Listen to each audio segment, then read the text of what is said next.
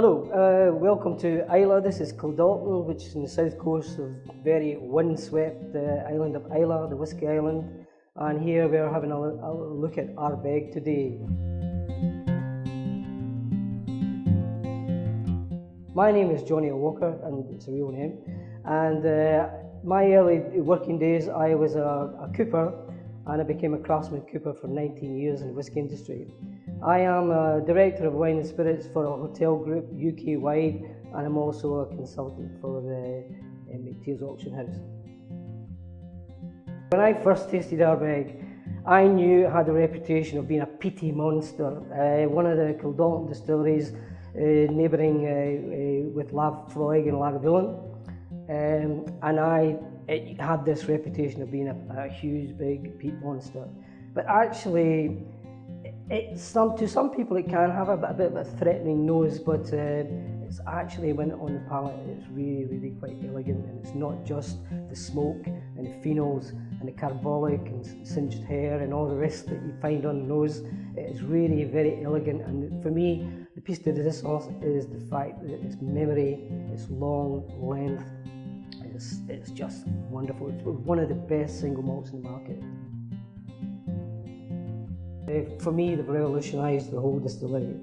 It's now an elegant tourist attraction. The bottles, very, very beautifully dressed, very Celtic, very moody, and reflecting the island itself. And I think it has a great and improving following. There's a group called the Ardbeg collectors, or collections, and they are passionate about Ardbeg itself.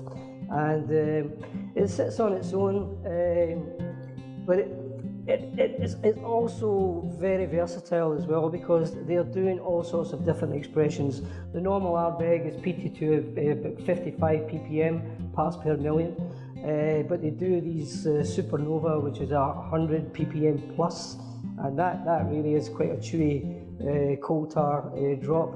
And they do the Ugidal, they do Blasda, all sorts of wonderful, and to culminate with the Great Lord of the Isles. So this is the whisky resting here, and it will be here for a long time. As the years pass, it will start to reduce in strength. Every 10 years, I think it loses about 3–4% in strength, and every year it will lose 1 or 2% in evaporation. Of course, we all know that this is called the angel share, so there's a lot of pretty happy angels sitting around Ardbeg at the moment. And one of the old distillers' jokes is that the grass around the warehouse is always kind of half cut.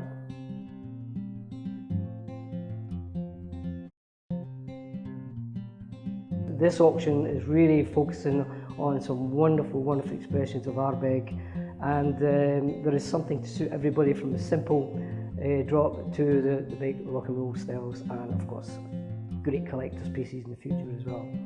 And I think they do it so well. I think the bottles are well dressed, very Celtic, very moody, and they're a credit to any shelf or any private cellar or any restaurant and great hotel throughout the world.